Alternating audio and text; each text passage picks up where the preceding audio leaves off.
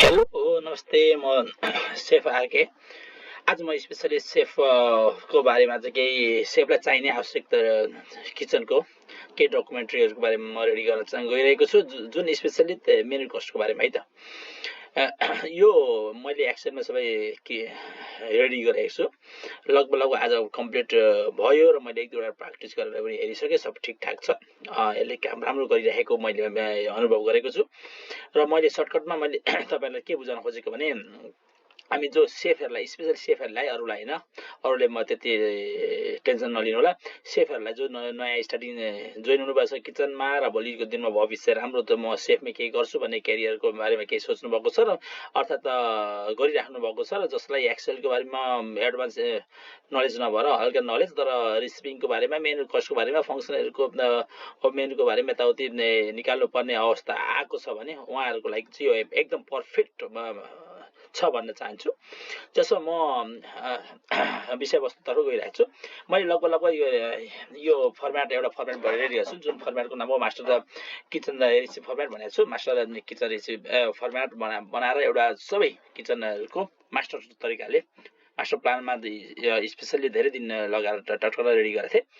यसको बारेमा अलिकति दिमाग त लाउनै पर्ने हुन्छ र मैले यस फर्मेट तल हेर्नुहुन्छ सिटमा 6वटा क्याटेगोरीमा मैले डिभाइड गरेको छु जुन मेन रेसिपी सब रेसिपी मेन रेसिपी भनेको हाम्रो मेन खाना जुन कस्टमरलाई डाइरेक्ट जान्छ भने सब रेसिपी त्यो मेन रेसिपी बन्नको लागि त्यहाँभित्र चाहिने हल्का रेसिपीहरू जस्तै अब मानिलियो एउटा चिकन मसरुम पास्ता यता चिकन पास्तामा चिकन म्यारिनेट गरेर अलग कुक गरेर रेडी गरेको हुन्छ त्यस्तै त्यसलाई सब रेसिपी भनिन्छ भने ड्रेसिङहरु ससहरु एभ्रीथिङ चाहिँ सब रेसिपीमा जान्छ है त र आइटम मास्टर भनेको चाहिँ लगभग भए जति सबै आइटमहरु जुन हामी सप्लायरबाट पर्चेस गर्छौं त्यसको आइटम सबै यसमा राखिन्छ र सब रेसिपीको आइटम पनि यसमा राख्नु पर्छ र यो प्रिन्ट सिधा अब रेडी भएपछि प्रिन्ट गर्ने सिस्टम भयो है मेनु इन्जिनियर भनेको चाहिँ जब रेसिपी रेडी भइसक्छ म तपाईहरुले एक एक गरेर देखाउँछु र बल्क रेसिपी भनेको ठुलठुलो फंक्सनको बारेमा एउटा पार्टी जस्तै बर्थडे पार्टीहरु यताउति हुँदाखेरि हामीले निकाल्दाखेरि रेडी गर्ने मेनु है त ल म समग्र अब स्टार्टिङ गर्न जान्छु सर्वप्रथम त हामीलाई अब कुनै पनि आइटम बनाउनको लागि के चाहिन्छ भन्दाखेरि आइटम लिस्ट चाहिन्छ है त मेन आइटम चाहिन्छ मेन आइटम भनेको अब सपोज दुई चारवटा आइटम के हामीले त लिनै पर्ने हुन्छ सपोज मैले एउटा के लिए है त अब भेजिटेबल मैले क्याप्सिकम लिए यो क्याप्सिकम त म क्यान होला या जेसुकै भने तपाईले ल्याउनु हुन्छ क्याप्सिकम क्याप्सिकम मलाई अलिकति खोकी लागेकोले गर्दाखेरि र मैले ग्राममै हो है यसको जहिले पनि 1 केजीमा तपाईले डिभाइड गर्नु होला इजी हुन्छ जस्तै हरेक कुरालाई क्याल्कुलेसन गरेर 1 केजी मा लानु होला मैले 1 केजी क्याप्सिकम मैले यो रफमा भनेको तपाईले चाहिँ रियलमा गर्नु होला तर मैले रफमा तपाईलाई एक्जाम्पल देखाउन चाहिँ खोजेको है त 1 केजी क्याप्सिकमको मानिलियो मलाई $4 पर्यो अरे है त अनि यसको वेस्टेज मैले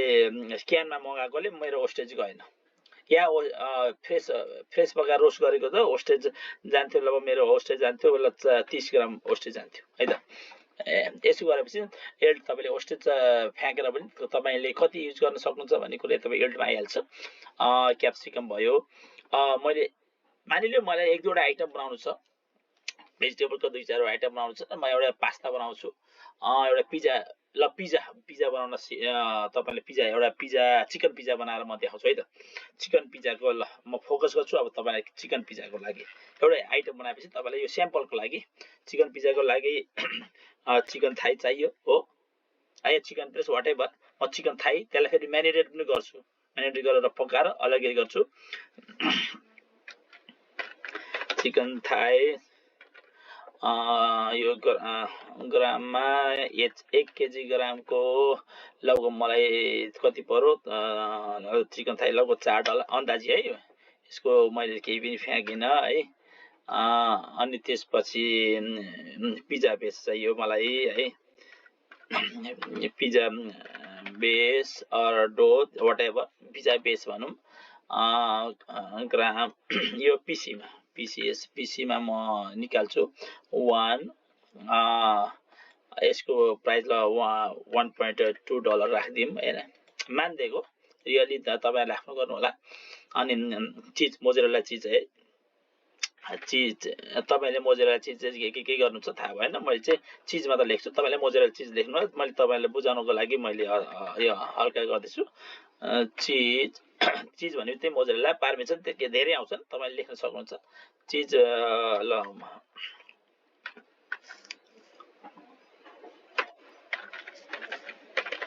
मोजेरेला या चिज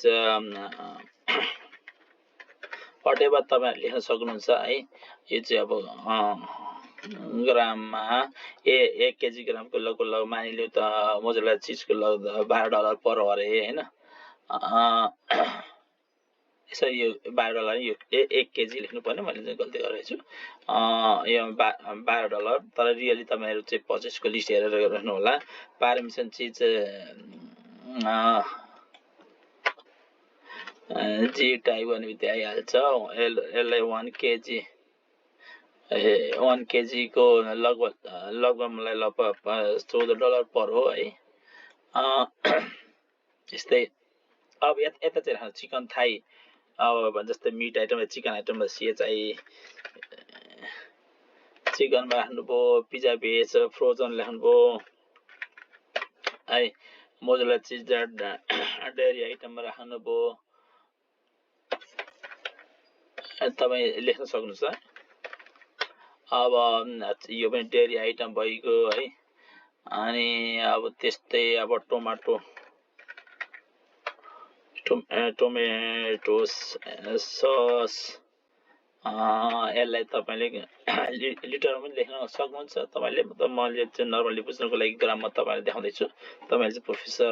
प्रोफेसनल तरिकाले जान सक्नुहुन्छ है म टोमेटो सस क्यानमा आउँछ तब म त्यहाँ क्यानलाई पनि डिभाइड गरेर लिटरमा लेख्छु है र यो टोमेटो ससमा मानिलियो म 1 लिटर टोमेटो ससको मलाई लगभग $3 पर्यो अरे मैले मानेको यसमा 0 हेल्ड छ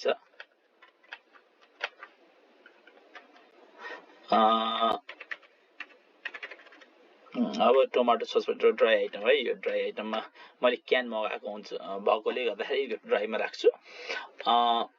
अरु अब सल्ट लेखौं सल्ट ग्राम यहाँ 1 केजी को $2 यहाँ 0 हिल्ड 0 वेस्ट है पेपर यहाँ ग्राम म तपाईलाई एक दुईवटा स्याम्पल देखाएको हो त्यसपछि तपाईले चाहिँ गरिहाल्नुहुन्छ र सेफरले मात्र स्पेशली यो फर्मेट युजफुल हुन्छ सेफरले मात्र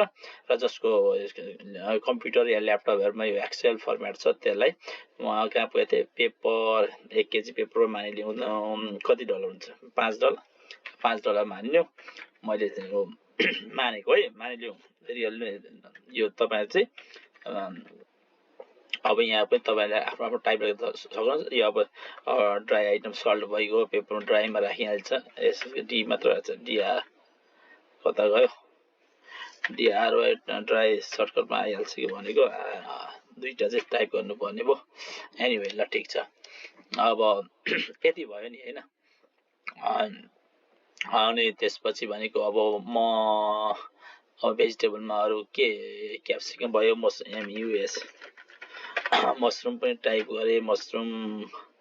पनि ग्राममै टाइप गर्छु म मलाई इजी बनाउने तरिकाले हैन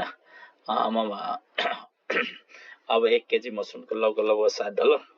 $7 मान्यो है अन्दाजी मानेको यसको वेस्टेज हुँदैन सिधै काटेर हालिन्छ अब मेरो घाँटी दुखेकोले अलिकति उभिरहेछ है त अब यो मशरुम भेजमा राखौं है ल यति गरिसकेपछि अब म एउटा सब रेसिपी बनाउँछु सब रेसिपी मैले के बनाउनु पर्छ ल म यहाँ एउटा रेसिपी चाहियो मलाई यो 5 वटा आइटमकोमा मलाई आउँदैन मलाई 10 वटा रोल चाहियो है